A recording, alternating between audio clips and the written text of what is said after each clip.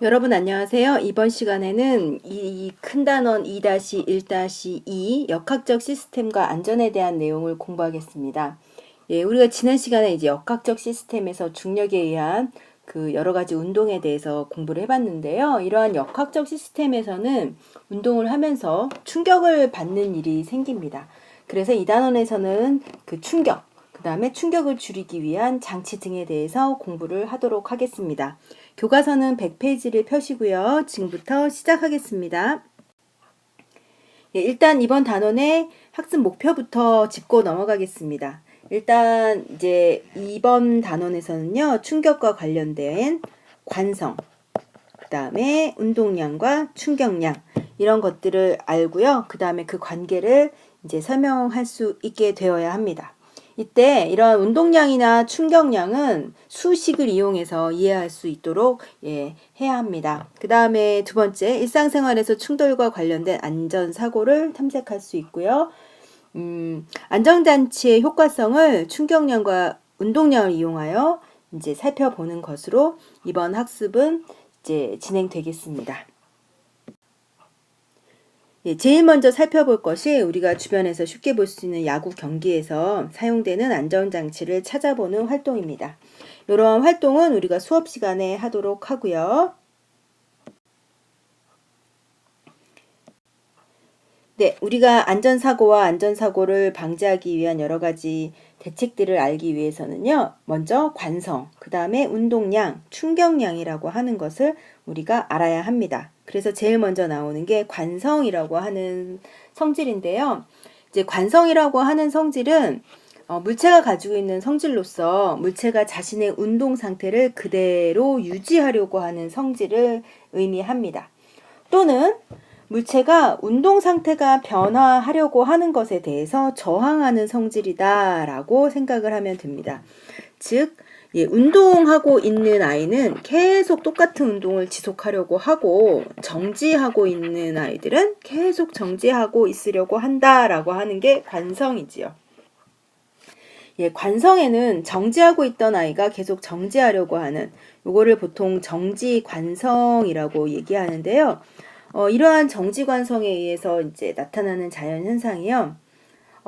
급출발을 합니다. 갑자기 버스가 급출발을 하면 그 안에 있는 승객은 계속 정지하려고 하죠. 계속 정지하려고 하는데 갑자기 얘가 출발하기 때문에 반대 뒤로 넘어지는 일이 생기게 됩니다.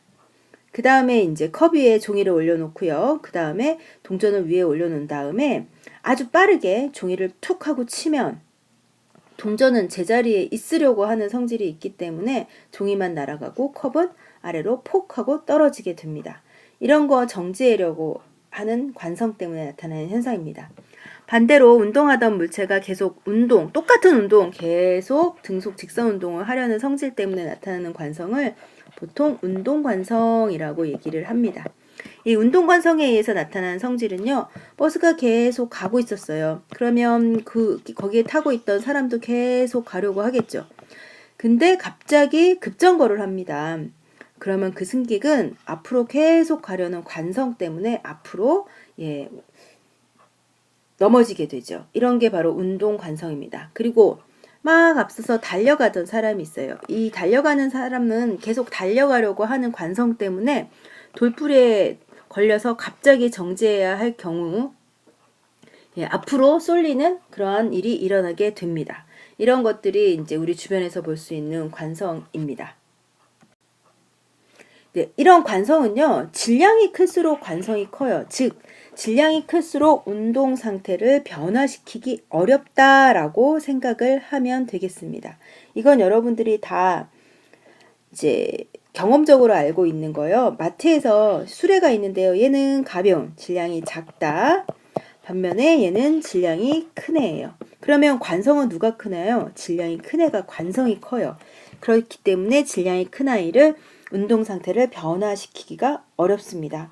그러니까 이런 거 관성은 질량이 클수록 크다라는 예로 쓰일 수 있겠고요. 또는 거꾸로 그냥 자동차가 있고요. 그 다음 굉장히 큰 트럭이 있습니다. 얘네들이 똑같은 속도로 달리고 있습니다. 근데 얘가 질량이 커요. 그럼 얘가 관성이 크겠죠. 그러면 운동 상태를 변화시키려는, 즉 정지시키기 위해서 되게 힘들어집니다. 그래서 이런 트럭 같은 경우는 똑같이 브레이크를 밟아도 정지하기까지 시간이 되게 오래 걸리는 걸 볼 수가 있습니다. 그래서 이런 관성은 질량과 굉장히 밀접한 관련이 있다라고 하는 걸 여러분이 생각을 하면 되겠습니다.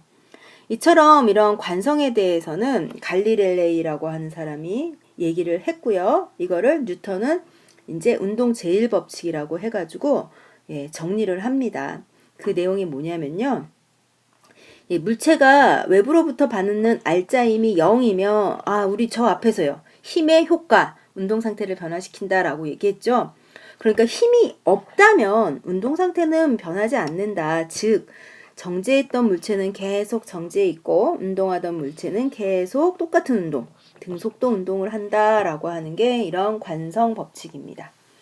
여기는 나와 있지 않지만 이런 관성 때문에 생기는 안전사고들은 참 많이 있습니다. 야구 선수들이 외야수들이 막 공을 잡으려고 달려가다가 바로 못 멈추고 펜스에 부딪히는 사고라든가 아니면 고속도로에서 트럭이나 큰 버스들이 제동이 안 돼서 앞차와 부딪히는 사고들, 이런 것들이 바로 관성과 관련되어 있는 안전사고다라고 얘기할 수 있겠습니다. 그 다음에 이제 운동하는 물체의 경우는 사실 질량뿐만이 아니라 속도도 운동 상태를 변화시키는데 크게 영향을 끼치고 있죠.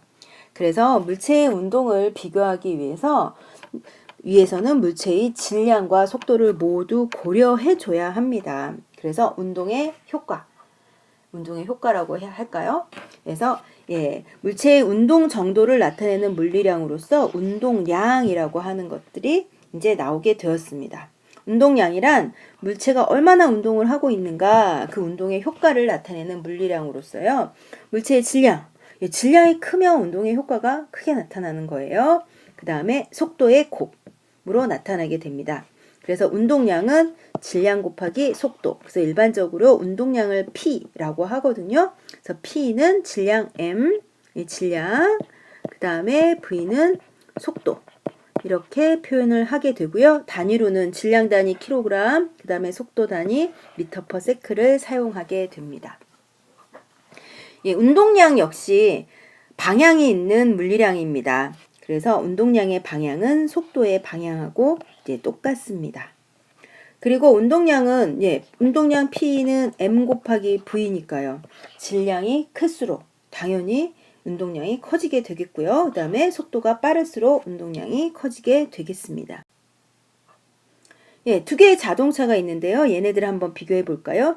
하나는 100kg짜리고요. 하나는 1000kg짜리, 하나는 2000kg짜리입니다. 그런데 속도는 똑같습니다. 즉 속도는 같아요. 속도 같다. 하지만 뭐가 달라요? 질량이 얘가 커요. 그럼 운동량은 질량 곱하기 속도니까 속도는 똑같아도 그래서 질량 1000 곱하기 속도 10, 그 다음에 질량 2000 곱하기 속도 10 하면 운동량은 바로 얘가 더 크죠. 그래서 무거울수록 운동의 양이 커지게 된다입니다. 반면 이번에는 똑같은 질량을 가진 자동차가 달려가요. 그런데 하나는 10m/s로 달려가고 하나는 20m/s로 달려갑니다. 이 경우에는 질량 같다. 하지만 뭐가 다르죠? 속도가 20짜리가 커요. 그럼 운동량은 질량 곱하기 속도. 그래서 얘는 1000 곱하기 10. 얘는 1000 곱하기 20. 그래서 운동량은 속도가 빠른 애가 크다. 이렇게 얘기를 할 수 있죠. 그런데 이제 이렇게 운동을 하던 물체가요. 충격을 받을 수가 있어요. 어디에 부딪힌다거나 하면 충격을 받으면 속도가 변하게 되겠죠. 그래서 운동량이 변하게 됩니다. 그래서 이제 운동을 하던 물체 혹은 정지했던 물체가 외부에서 힘을 받아요. 즉 충격을 받아요. 이렇게 충격을 받을 때 어떻게 되는지, 그 효과를 이제 충격량이라고 하는 물리량으로 설명을 하고 있습니다. 그래서 이번에는 충격량이라고 하는 걸 살펴볼 텐데요.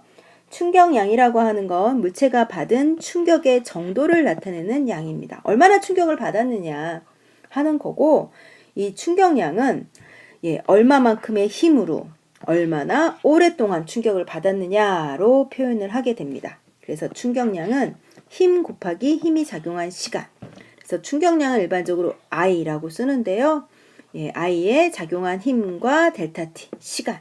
그래서 I는 보통 F 델타 T 이렇게 표현하는 값이 됩니다.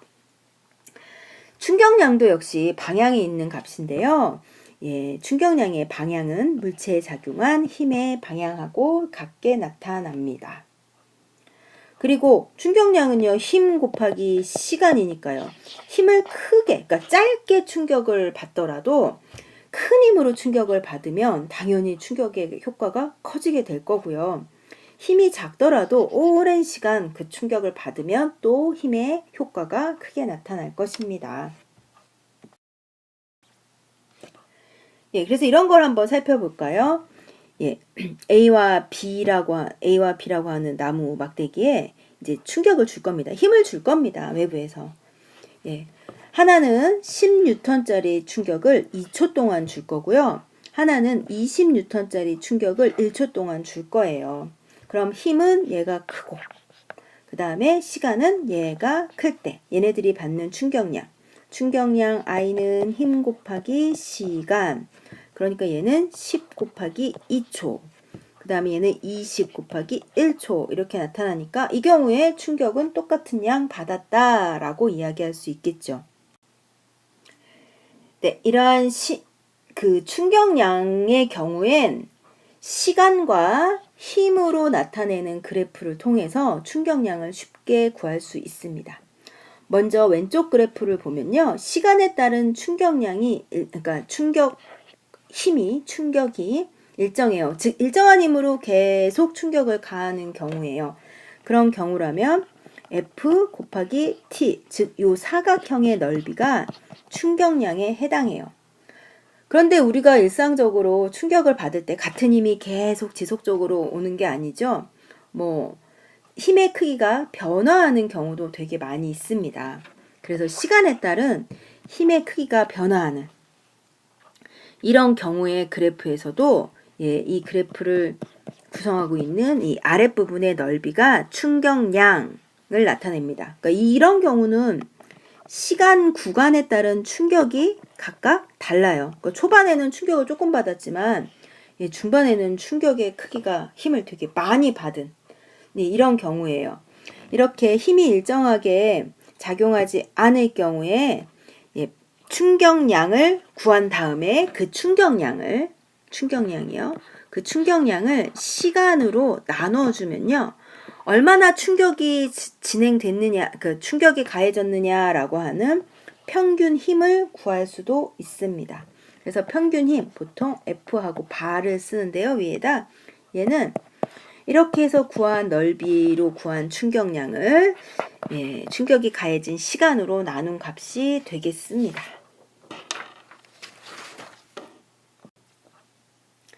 그러면 이제 여기서 되게 중요한 얘기가 나오는데요. 충격을 받으면, 즉 외부에서 힘을 받으면요. 물체는 운동 상태가 변하게 됩니다. 운동 상태가 변하기 때문에 충격을 받았을 때 그 운동 상태가 변화하는, 즉 충격량과 운동량은 밀접한 관계가 있게 됩니다. 그래서 운동량과 충격량이 어떠한 관계에 있는지 한번 살펴보면요. 물체가 충격을 받아요. 즉 여기 한번 볼까요? 처음에 V1으로 운동을 하던 물체 M이 있습니다. 질량 M을 가진 얘가 외부에서 힘을 어느 정도 받아요. 일정한 시간 동안 어떠한 힘을 일정한 시간 동안 받아요. 그럼 이 아이가 쪼개지지 않는 한 질량은 그대로죠. 여러분들이 2학년이나 3학년 때 물리 1, 물리 2라고 하는 과목을 공부하면 충격을 받아서 쪼개지는 물 운동이라든가 충격을 받아서 합쳐지는 운동도 배우겠지만 여기서는 쪼개지거나 합쳐지는 운동을 배우지 않고요. 질량은 변하지 않는 그런 충격에 대해서만 공부를 하니까 이렇게 외부에서 충격을 받았어도 질량은 그대로.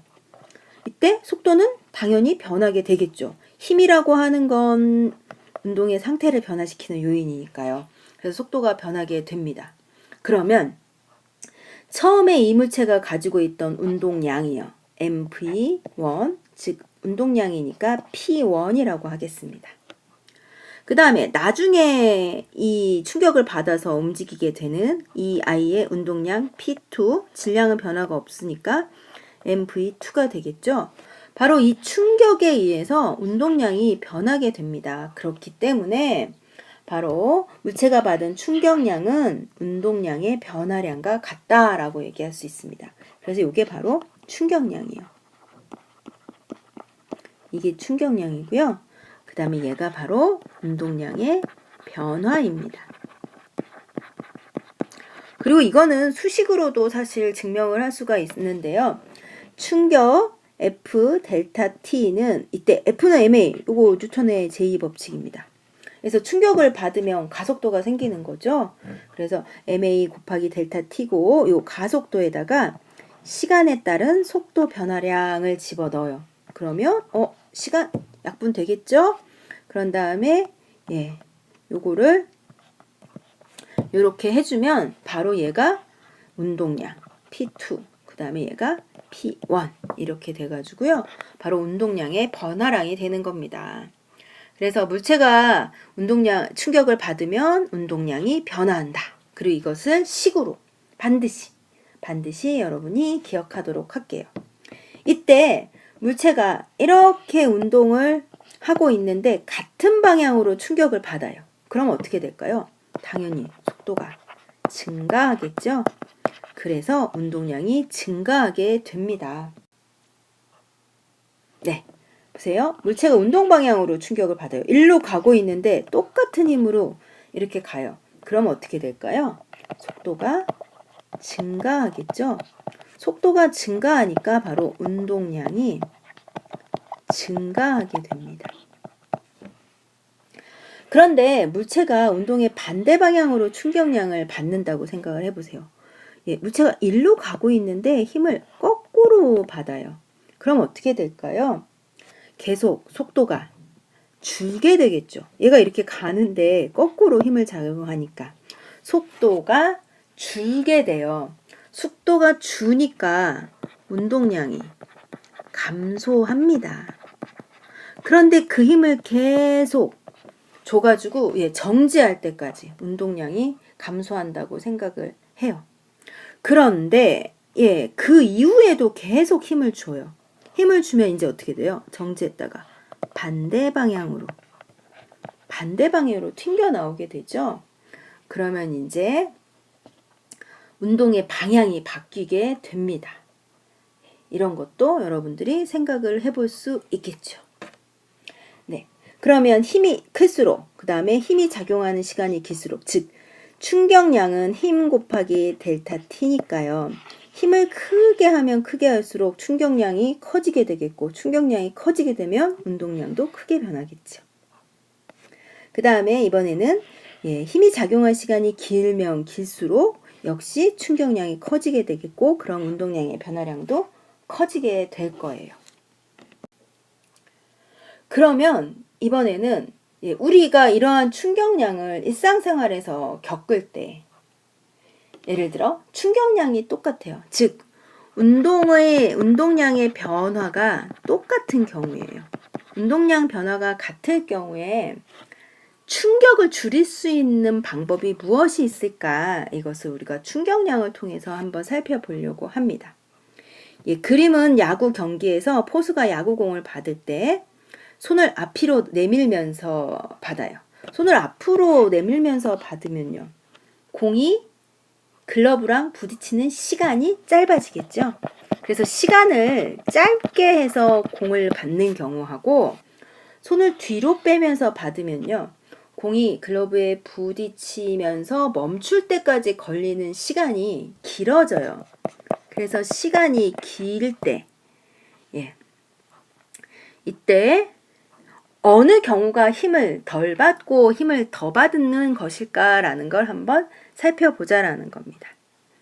그리고 이때 둘 중에 하나가 손을 앞으로 내밀면서 하는 경우고 둘 중에 하나가 손을 뒤로 빼면서 받는 경우예요. 이때 면적은 똑같대요. 면적이 똑같다라는 얘기는 무슨 뜻인가요? 충격량이 같다라는 겁니다. 충격량이 같다. 이때 충격량이 같으면 A는 걸린 시간이 짧아요. 시간 짧고. 그 다음에 B는 시간이 길어요. 그러면 충격량은 힘 곱하기 델타 시간인데 이때 충격량은 같지만 시간이 짧으면 힘이 충격을 크게 받는 거예요. 반면에 시간이 길어지면 힘은 작게 받게 되는 거죠. 이런 거를 우리가 일상생활에서 겪을 수 있다라는 겁니다. 그래서요, 이 경우를 정리를 좀 해본다면 충격을 줄일 수 있는 원리는 바로 충격을 받는 시간을 조절함으로써 가능해지는 겁니다. 이게 어떤 거냐면요. 일단 운동을 하던 물체가 다른 물체와 충돌하여 멈춥니다. 즉 어떤 물체가 V1이라고 하는 속도로 가고 있었어요. 그러다가 어떤 애랑 충격을 땅 받아서 얘가 멈췄어요. 그러면 속도가 0이 되지요. 충격을 딱 받아서 속도가 멈췄어요. 그리고 이럴 때 물체의 질량이 일정하고 충돌 전의 속도가 같다면, 즉 두 개의 물체의 질량이 똑같은데 같은 속도로 출발했어요. 그리고 똑같이 정지했어요. 그러면 두 물체가 멈추는 과정에서 운동량의 변화량은 당연히 같겠죠. 처음 속도와 나중 속도 똑같고 질량은 똑같으니까. 그리고 이 경우에 충격량은 운동량의 변화량이 같기 때문에 충격량이 같아요. 즉 충격량 I는 F 델타 T가 똑같아요. 근데 이 값이 똑같은데 이 두 개의 그래프에서 하나는 시간을 짧게 충격을 받은 거고 하나는 시간을 길게 충격을 받았을 때 이 충격량 값이 일정하다면 이 힘, 얘가 받은 힘, 즉 충격의 크기는 어떨 거냐라는 겁니다. 면적이 똑같아요. SA하고 SB가 똑같아요. 면적이 똑같다는 얘기는 충격량의 크기는 똑같아요. 충격을 받은 전체 양. 하지만 얘는 시간을 짧게 걸렸으니까 힘을 크게 받은 거예요. 얘가 받은 충격의 힘이 커요. 반면에 이 SB는 시간을 길게 받아서 그렇지 받은 힘의 크기는 작아요. 그러니까 우리는 충격을 받는 시간을 길게 만들어줄 수 있다면 얘가 받는 충격, 즉 힘의 크기는 줄일 수가 있는 겁니다. 그런 예가 바로 똑같은 달걀을 같은 높이에서 단단한 바닥과 푹신한 방석 위에 떨어뜨렸을 때입니다. 볼게요. 같은 높이에서 떨어뜨려요. 그러면 이 두 개의 달걀은 처음 속도랑 나중 속도가 똑같죠. 그 다음에 같은 달걀이니까 질량도 똑같습니다. 그러니까 얘네들이 처음 속도, 그러니까 질량, 처음 속도와 나중 속도의 차이인 운동량의 변화, 즉 충격량은 지금 이 두 달걀이 똑같은 거예요. 그래서 보세요. 이 두 그래프가 충격량은 똑같아요. 그래서 그래프, 요 넓이, 즉 시간과 힘 그래프에서 요 넓이는 똑같아요. 즉 충격량은 똑같아요. 하지만 A는 시간을 짧게 걸렸어요. 즉 딱딱한 바닥에는 짧게 딱 떨어지면서 부딪히면서 멈춘단 말이에요. 그래서 시간이 짧게 걸렸어요. 반면 푹신한 방석은 방석에 닿아서 바닥으로 갈 때까지 얘가 움푹하고 길게 시간이 걸리게 되죠. 그래서 멈출 때까지 시간이 길어지게 됩니다. 그래서 시간이 길어지게 되면 얘가 받는 충격, 즉 힘은 작아지게 된다라는 거죠. 즉 충돌 시간이 길어지면 달걀이 받는 힘, 즉 충격력의 크기는 작아지게 됩니다. 이처럼 우리가 충돌을 할 때, 그러니까 충격, 외부에서 힘을 받아서 충격을 받을 때 그 충격, 느끼는 힘, 충격의 총량은 사실 똑같아요. 그런데 우리는 힘을 느끼는 거니까 그 힘을 줄이기 위해서는 시간을 길게 만들어주면 됩니다. 시간을 길게 해서 우리가 받는 충격력을 줄여드는 장치들이 바로 우리 일상생활에서 굉장히 많이 쓰입니다. 예, 쿠션을 사용해가지고 이렇게 푹신한 쿠션은 닿아서 바닥까지 내려갈 때까지 시간이 길게 걸리니까요. 혹은 공기층을 만들어주는 겁니다. 뽁뽁이 같은 거요. 그 다음에 스티로폼이라고 하는 그 아이도 그 사이사이에 공기가 굉장히 많이 들어가 있어서 충격을 완화시켜줄 수가 있거든요. 그래서 그런 모든 장치들이 우리가 충격을 받을 때 충격을 받는 시간을 길게 함으로써 멈출 때까지 걸리는 시간을 길게 함으로써 충격을 줄이는 그런 장치들입니다. 그래서 야구 선수들이 공을 잡을 때 손을 뒤로 빼면서 잡는 경우, 선생님이 자로 손바닥을 때릴 때 손바닥을 아래로 이렇게 내려주는 경우, 이럴 때 충격을 줄일 수가 있는 거죠. 그 다음에 상품을 포장할 때 스타이로폼, 그 다음에 뽁뽁이, 그 다음에 뭐 보통 운동선수들이 보호대 같은 거 많이 차죠. 보호대를 이렇게 만져보면 푹신푹신합니다. 쿠션이 있는 거예요. 그 다음에 매트, 안전 펜스 이런 거. 그 다음에 멀리뛰기 선수가 착지를 합니다. 정지를 해야 되는데 얘가 그냥 무릎을 곧게 편 상태에서 착지를 탁 하면 착지해서 할 때 시간이 짧게 걸리죠. 근데 무릎을 구부렸다가 펴면 시간이 길게 걸려요. 이런 것도 역시 충격을 줄이기 위한. 그 다음에 자동차의 범퍼가 뭐냐면 자동차 앞에 이렇게 아랫부분에 있는 이 범퍼인데 이 범퍼는요 재질이 부드러워요. 그래서 얘가 어디에 충돌을 하면 이 부드러운 재질이 찌그러집니다. 이렇게 쭉 찌그러지면서 시간을 늘려주는 거예요. 그 다음 에어백 같은 경우도 이렇게 풍선이 부풀어 올라서 사람이 이렇게 어디 챈들 같은 데 부딪혀요. 근데 쾅 하고 부딪히면 얼굴이 깨지거나 이러겠죠. 그런데 푹신하게 매트 같은 데 떨어지는 이런 효과를 주는 겁니다. 네, 교과서 확인 문제가 하나 나오는데요. 이 확인 문제는 여러분이 수업 시간에 우리 같이 풀도록 하고요. 이제 그 다음에 나오는 것들이 일상생활에서 사용할 수 있는 충격 흡수 장치를 이야기하는 겁니다. 그래서 우리가 자동차나 아이스하키 경기 그 장면을 보고서 여기서 사용할 수 있는 안전장치들이 무엇인가 라는 걸 살펴보는 건데요. 요 내용도 우리가 수업 시간에 이제 직접 해보도록 하겠습니다.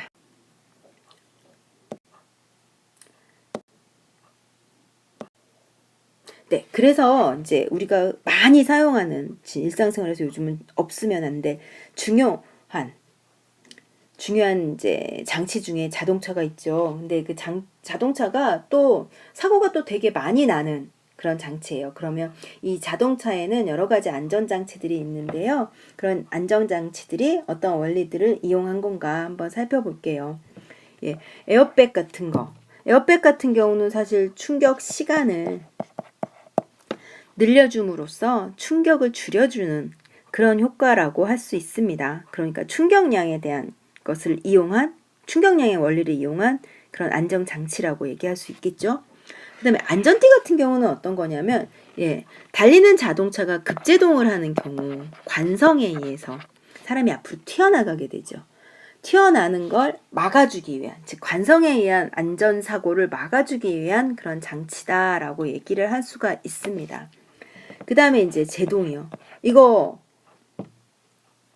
이제 관성 때문에 달리는 자동차는 쉽게 쓰지 못하죠. 그리고 그러한 관성은 질량이 클수록 커요. 그래서 질량이 큰 그런 큰 트럭이나 버스 같은 경우는 브레이크를 밟아서 쓸 때까지의 거리, 즉 그걸 제동거리라고 해요. 제동거리가 되게 길어지게 돼요. 그래서 사고가 나면 이제 속수무책이 되는데 요즘 좋은 자동차 회사들은 자동차의 긴급 제동 장치라 해서 급하게 제동을 할 수 있는 여러 가지 장치들이 만들어지고 있고요.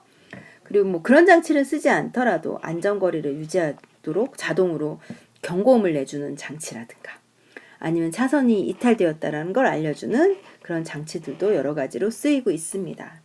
그래서 이러한 장치들이 모두 우리 역학 시스템에서 역학적 원리에 의해서 살펴볼 수 있는 장치들이 되겠습니다. 네, 이렇게 해서 우리가 역학적 시스템에서의 안전에 대한 내용까지 공부를 해봤습니다. 이 단원 역시 문제풀이를, 그러니까 뭐 내용은 물론 다 이해하겠지만 이제 이런 단원에서 문제가 나오면 문제를 어떻게 풀어야 하는지는 또 좀 다른 문제니까요. 여러분들이 공부를 한 다음에 다양한 문제를 접해 보도록 했으면 좋겠습니다. 네, 지금까지 여러분들 수고하셨습니다.